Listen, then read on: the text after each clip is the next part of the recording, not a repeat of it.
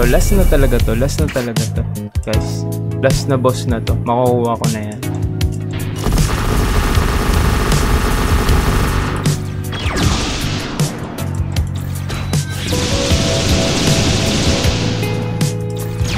Bigay mo na.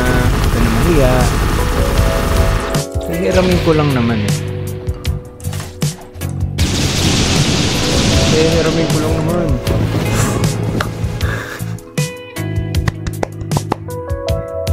Guys, nakuha ko na. Grabe, ang tagal nung nila.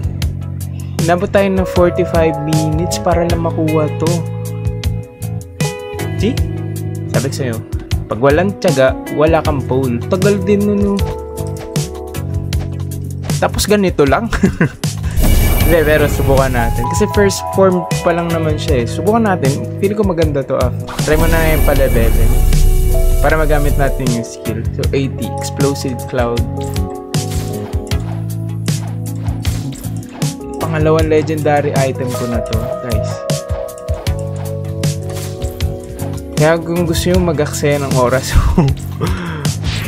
kuhain nyo lang. Ah, yes. 22 lang yung bawas ko since hindi ko, tignan nyo naman yung stats ko. Wala akong dagdag sa sword. Kaya hindi ganun kalakas.